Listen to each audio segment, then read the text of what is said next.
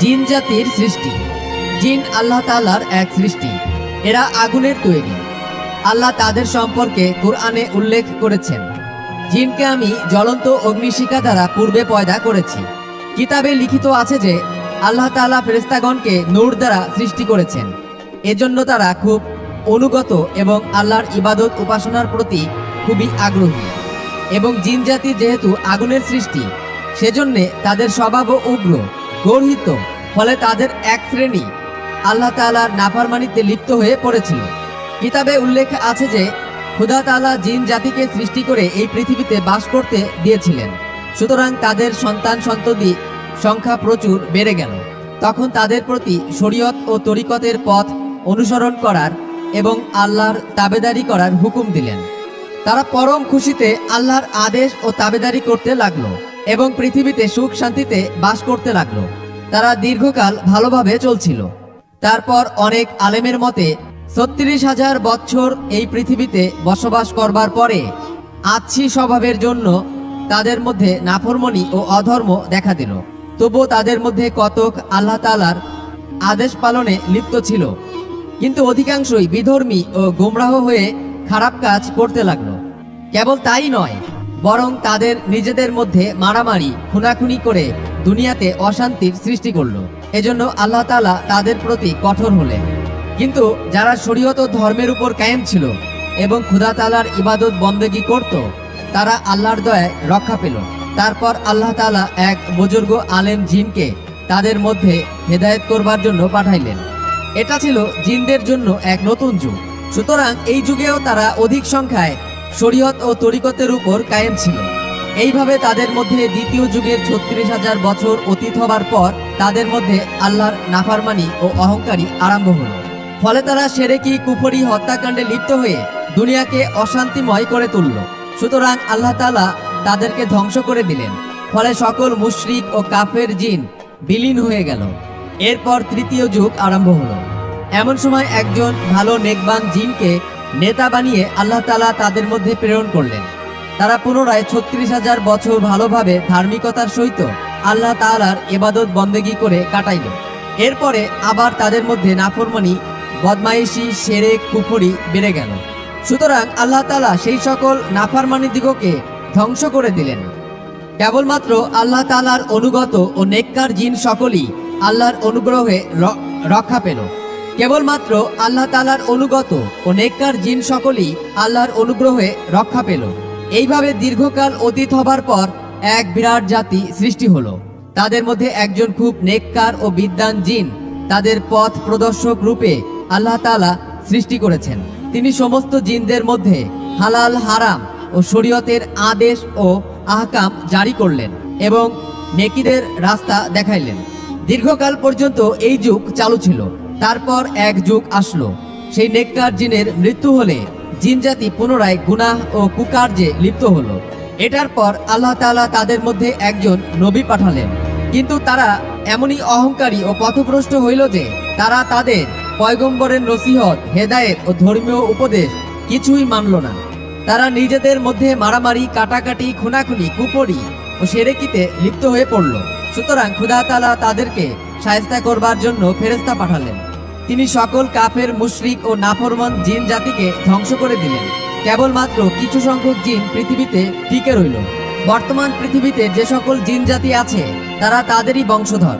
জিন জাতিকে খোদা তাআলা অসাধারণ ক্ষমতা দিয়ে সৃষ্টি করেছিলেন। তারা পৃথিবী হইতে আকাশ পর্যন্ত বিরাট জানোয়ারের আকৃতি ধারণ করতে পারে, আবার মুহূর্তে বায়ু হয়ে গায়েব হতে পারে, আবার অগ্নির মতো রূপ ধারণ করতে পারে, সুন্দর পুরুষ বা সুন্দরী নারী রূপ ধারণ করতে পারে, সর্প, বিচ্ছু, মশা, মাছি সবকিছুরই রূপ ধারণ করতে পারে। তারা মুহূর্তে পৃথিবীর পূর্ব হতে পশ্চিম, উত্তর হতে দক্ষিণে ভ্রমণ করতে পারে। তারা আল্লাহ তাআলা যত কিছু সৃষ্টি করেছেন তাদের মধ্যে মানুষই সর্বশ্রেষ্ঠ এবং তার নিকট অতিশয় প্রিয়। কিতাবে বর্ণিত আছে আল্লাহ তাআলা 18,000 আলম সৃষ্টি করেছেন। তন্মধ্যে মানুষকে আশরাফুল মাখলুকাত অর্থাৎ সৃষ্টির সেরা করে সৃষ্টি করেছেন। মানুষই আল্লাহ তাআলার সর্বাধিক আদরের জীব। এজন্য মানুষের প্রতি তার সর্বাধিক রহমত অবতীর্ণ হয়ে থাকে। এই দুনিয়াতে এবং এর অভ্যন্তরের প্রত্যেকটি জিনিসই তার দয়ায় আমরা লাভ করেছি। জমি, পাহাড় পর্বত, বন জঙ্গল, পশু পক্ষী, কীট পতঙ্গ, চন্দ্র সূর্য, গ্রহ নক্ষত্র, নদী প্রত্যেকটি শুধু মানব জাতির সুখ শান্তি আরামায়েশের জন্যই সৃষ্টি করেছেন। এ সম্বন্ধে আল্লাহ তাআলা বলেছেন, আমি মানব জাতির প্রতি আমার বিশেষ অনুগ্রহ দান করেছি। পরম দয়ালু মহান আল্লাহ তাআলা পবিত্র কোরআনে আরও বলেছেন, আমি মানুষকে অত্যন্ত সুন্দর গঠনে পয়দা করেছি। আসল কথা শুধু আকৃতিতে নয়, বরং মানবের আকৃতি প্রকৃতি, জ্ঞান বুদ্ধি, আচার ব্যবহার ও চাল চলন, কথাবার্তা, খাওয়া দাওয়া, পোশাক পরিচ্ছদ, বাসস্থান ইত্যাদি প্রত্যেকটি বিষয়ই মানুষ সকল সৃষ্টির মধ্যে সেরা। এমনকি মানুষের মর্যাদা ফেরেশতা অপেক্ষাও অনেক ঊর্ধ্বে। এজন্যই ফেরেশতাদের দ্বারা মানুষকে সিজদা করে সৃষ্টিকর্তা মানুষকে ফেরেশতাদের ঊর্ধ্বে মর্যাদা দান করেছেন। এবং এখন কোটি কোটি ফেরেশতা আল্লাহর হুকুমে মানুষের সেবা করে থাকে। খোদা তাআলার সর্বাধিক উত্তম সৃষ্টি মানুষের আদি মাতা বিবি হাওয়া। এজন্য তিনি জগতের প্রত্যেকটি মানুষের অশেষ ভক্তি ও শ্রদ্ধার অধিকারী, কেননা তিনি মানব জাতির প্রথম জননী। অবশ্য খোদা তাআলা মানব সৃষ্টির কোটি কোটি বছর আগে জিন নামে একটি জাতি সৃষ্টি করে পৃথিবীতে পাঠিয়েছিলেন তার ইবাদত বন্দেগী করবার জন্য। কিন্তু জিন জাতি তার আদেশ অনুসারে ইবাদত বন্দেগী না করায় এবং সঠিক পথে না চলায় পুনরায় মানব সৃষ্টি করে পৃথিবীতে পাঠিয়েছেন মহান আল্লাহ তাআলা। এইভাবে তিনি তার ফেরেশতা দিগকে সম্বোধন করে বলেন, নিশ্চয়ই আমি পৃথিবীতে আমার একজন প্রতিনিধি প্রেরণ করব। আল্লাহ তাআলার এই কথার উত্তরে ফেরেশতাগণ আপত্তি উত্থাপন করে বলল, হে খোদা, আপনি দুনিয়াতে এমন একটি জাতিকে পাঠাইতে চাচ্ছেন যারা পৃথিবীতে কেবল ঝগড়া ফাসাদ কাটাকাটি ও রক্তপাত করে একটা অশান্তির সৃষ্টি করবে, এবং আমরাই আপনার প্রশংসা করে পবিত্রতা বর্ণনা করব। আল্লাহ তাআলা ফেরেশতাদের এই কথার জবাবে বললেন, আমি যা জানি তোমরা তা জানো না। খোদা তাআলা বলেন, ফেরেশতাগণ, মানুষ সৃষ্টি সম্বন্ধে এবং সৃষ্টির পর কি হবে তার সম্বন্ধে তোমাদের চেয়ে আমিই বেশি জানি। আমি বুঝে শুনে মানুষ সৃষ্টি করেছি, তারপর কি হবে সে ভবিষ্যৎ সম্বন্ধে আমিই জানি। হযরত আদম আলাইহিসসালাম এর জন্ম। সর্বশক্তিমান দয়ালু খোদা তাআলা যখন হযরত আদম আলাইহিসসালামকে পয়দা করতে মনস্থ করলেন, তখন তিনি জমিনকে লক্ষ্য করে বললেন, হে জমিন, আমি তোমার মাটি দ্বারা আমার একজন খলিফা অর্থাৎ প্রতিনিধি পয়দা করতে চাই। তাহার বংশধরদের মধ্যে কতক হবে আমার অনুগত বাধ্য, আর কিছু সংখ্যক হবে আমার অবাধ্য নাফরমান। যারা আমার আদেশ ও নিষেধ মান্য করে চলবে তাদেরকে আমি ভেস্ত দান করব, আর যারা আমার অবাধ্য হবে তাদেরকে আমি দোজখে পাঠাবো এবং কঠোর শাস্তি দিব। এই কথা শুনে জমিন খোদা তাআলার দরবারে আরজ করল, হে প্রভু, তোমার মহান উদ্দেশ্যের কথা শুনে অত্যন্ত খুশির সাথে আমি তোমার শুকর গুজারি করছি। যেহেতু আমার ধূলির অংশ ভেস্তে গিয়ে পরম সুখ শান্তি উপভোগ করবে, কিন্তু পরিতাপের বিষয় এই যে আমার শরীরের কিছু অংশ আবার দোজখে যাবে, কঠোর শাস্তি ভোগ করবে। একথা বলে জমিন এত ক্রন্দন করিল যে এটাতে পৃথিবীর নদী ও সাগর সৃষ্টি হলো। হাদিস শরীফে উল্লেখ আছে যে মানব সৃষ্টির আগে যদি জমিন ক্রন্দন না করত, তবে পৃথিবীর কোনো মানুষ কাহারও দুঃখে ক্রন্দন করত না। তারপর খোদা তাআলা জিব্রাইল ফেরেশতাকে আদেশ করলেন, হে জিব্রাইল, তুমি পৃথিবীতে গিয়ে বিভিন্ন স্থান হতে এক মুষ্টি মাটি নিয়ে আসো, উহার দ্বারা আমি আমার প্রতিনিধি সৃষ্টি করব। তারপর খোদা তাআলা সেই মাটি দিয়ে হযরত আদম আলাইহিসসালামকে সৃষ্টি করলেন এবং জিব্রাইল ফেরেশতাকে আদম আলাইহিসসালামকে সিজদা করার জন্য আদেশ দিলেন। কিন্তু জিব্রাইল আলাইহিসসালাম মাটির তৈরি হযরত আদম আলাইহিসসালামকে সিজদা করতে অপারগতা জানালেন। খোদা তাআলা বললেন, তোর এই প্রার্থনাও মঞ্জুর করা গেল। ইবলিস পুনরায় প্রার্থনা করল, আমি যেন বায়ুর সহিত মিশে পৃথিবীর সর্বত্র ভ্রমণ করতে পারি। খোদা তাআলা বললেন, বেশ, তোকে সেই শক্তিও দেওয়া গেল। ভেস্ত ছাড়া অন্য সর্বত্রই তুই গমনাগমন করতে পারবি, অথচ তোকে কেউই দেখতে পাবে না। শয়তান আবার প্রার্থনা করল, আমি যেন যে কোনো সময়ে আমার ইচ্ছা মতো যে কোনো মানব বা জীবজন্তুর আকৃতি ধারণ করতে পারি এবং দরকার মতো যেন আবার মুহূর্তে অদৃশ্য হয়ে যেতে পারি। খোদা তাআলা বললেন, হ্যাঁ, তোর এই প্রার্থনাও আমি গ্রহণ করলাম, যেহেতু আমি কাউকে নিরাশ করি না। এইবার শয়তান আনন্দে উৎফুল্ল হয়ে হযরত আদম আলাইহিসসালামকে লক্ষ্য করে বলতে লাগলো, হে আদম, আজ তোমারই জন্য আমি ভেস্ট হতে বিতাড়িত হলাম। আমি দেখে নিব কেমন করে তুমি ভেস্তে থাকো। যেভাবেই হোক আমি তোমাকে ভেস্ট হতে বাহির করবই। শয়তানের কথা শ্রবণ করে হযরত আদম আলাইহিসসালাম চিন্তিত ও ভীতু হয়ে পড়লেন। খোদা তাআলা তাহাকে সান্ত্বনা দিয়ে বললেন, হে আদম, তোমার কোনো চিন্তা নেই। যদি তুমি আমার আদেশ ঠিকমতো পালন করো ও আমার নিষেধ মেনে চলো, তবে কেহ তোমার অনিষ্ট করতে পারবে না। হযরত আদম আলাইহিসসালাম এই কথায় সান্ত্বনা লাভ করলেন। শয়তান ভেস্ট হইতে বিতাড়িত হইল, আর হযরত আদম আলাইহিসসালাম পরম সুখে ভেস্তে বসবাস করতে লাগলেন। বিবি হাওয়ার জন্ম। শয়তান ভেস্ট হতে বিতাড়িত হবার পর হযরত আদম আলাইহিসসালাম পরম সুখে ও নিশ্চিন্ত মনে ভেস্তে বাস করতে লাগলেন। ভেস্ট চির সুখের স্থান। এখানে কোনরূপ দুঃখ কষ্ট, ভাবনা চিন্তা, অভাব অভিযোগ, রোগ শোক, জরা মৃত্যু নেই। এত সুখের মধ্যেও অবস্থান করে হযরত আদম আলাইহিসসালাম এর মনে কোনো শান্তি ছিল না। তার এই মানসিক অশান্তির দুটি কারণ ছিল। প্রথমত, খোদা তাআলা হযরত আদম আলাইহিসসালামকে সৃষ্টি করেছিলেন দুনিয়ার মাটি দ্বারা, তাই ভেস্তের অনন্ত সুখের ভিতরও তার মন বসছিল না। কোনো অজানা স্থানে গমনের জন্য যেন তার মন আকুলি বিকলি করছিল। ফলত খোদা তাআলা হযরত আদমকে সৃষ্টি করেছিলেন ভেস্তে রাখার জন্য নয়, তার দ্বারা পৃথিবী আবাদ করবার জন্য। হযরত আদম নিজ প্রকৃতিতেই ভেস্ট হতে বাহির হয়ে তার প্রাপ্য খেলাফত গ্রহণের জন্য দুনিয়ায় অবতীর্ণ হবেন, এটাই ছিল আল্লাহর ইচ্ছা ও আজরের লিখন। সুতরাং ভেস্ট হযরত আদম আলাইহিসসালাম এর ভালো লাগবার কথা নয়। দ্বিতীয়ত, মানুষ কখনো একাকী জীবনযাপন করতে পারে না, সে সর্বদা সঙ্গী চায়। ইহাও মানুষের একটি প্রকৃতিগত স্বভাব। হযরত আদম আলাইহিসসালাম শত সুখ সম্পদের মধ্যে থেকেও তার মনে মোটেই শান্তি ছিল না। কিসের যেন অভাব তিনি সর্বদা অনুভব করতে লাগলেন, অথচ তিনি বুঝতে পারছিলেন না যে কিসের অভাবে তার মনে এই অশান্তি। যদিও তিনি সত্যি একাকী ছিলেন না, সর্বদা কোটি কোটি ফেরেশতার মধ্যে তিনি অবস্থান করছিলেন এবং সকল ফেরেশতা তার আদেশের অনুগত ছিল এবং সকলেই তাকে অসীম শ্রদ্ধা প্রদর্শন করে আসছিল।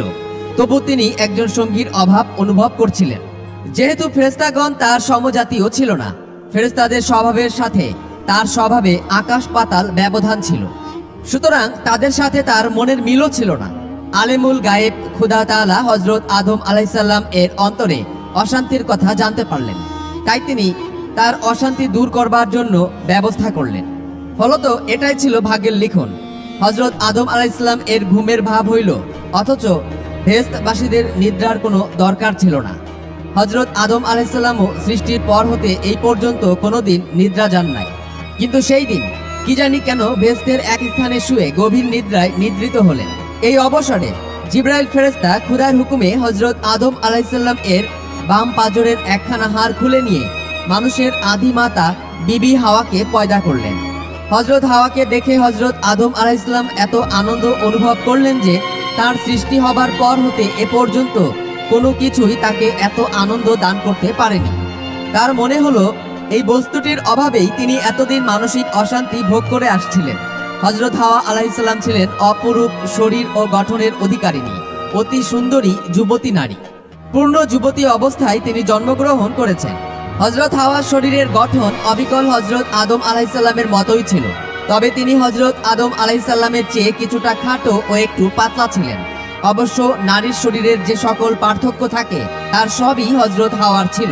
দেহের অঙ্গ প্রত্যঙ্গ সুকোমল ও সুডৌল ছিল। শরীরের বর্ণ উজ্জ্বল, অত্যন্ত লাবণ্যময় ও জ্যোতির্ময় ছিল। চোখ কমনীয় এবং উজ্জ্বল আভাযুক্ত ছিল। চোখের তারকার দৃষ্টি গভীর কালো ও ভ্রু দুটি সংযুক্ত ছিল। নাসিকাগ্রভাগ তীক্ষ্ণ ও উচ্চ ছিল। দাঁতগুলি ছোট ছোট ও মুক্তোর মতো। মস্তক সুদীর্ঘ কুঞ্চিত, ঘন ও কালো বর্ণ চুলগুলি দ্বারা সুশোভিত ছিল।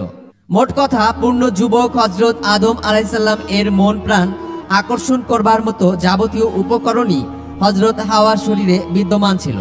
এক কথায় বলতে গেলে বিবি হাওয়া ছিলেন সম্পূর্ণ নিখুঁত ও অসীম রূপ লাবণ্যের অধিকারিণী পূর্ণ যুবতী। হাদিস শরীফে বর্ণিত আছে, হযরত রাসূলুল্লাহ সাল্লাল্লাহু আলাইহি ওয়াসাল্লাম বলেছেন, হাদিস শরীফে বর্ণিত আছে হযরত রাসূলুল্লাহ সাল্লাল্লাহু আলাইহি ওয়াসাল্লাম বলেছেন, অতিশয় দয়ালু খোদা তাআলা পৃথিবীর দুটি স্ত্রীলোককে সর্বাপেক্ষা নিখুঁত ও অতুলনীয় সুন্দরী করে সৃষ্টি করেছেন। তাদের মতো সুন্দরী রমণী আর সৃষ্টি করেননি। তাদের মধ্যে একজন বিবি হাওয়া আর একজন ফাতেমা জোহরা রাদিয়াল্লাহু তাআলা আনহু। হযরত আদম আলাইহিসসালাম ঘুম হতে জেগে অপরূপ সুন্দরী হযরত হাওয়াকে দেখতে পেলেন। তিনি ভেস্তে অসীম রূপ লাবণ্যবতী অসংখ্য হুর দেখেছেন, কিন্তু এমনভাবে তার চেহারা মন প্রাণকে কখনো আকর্ষণ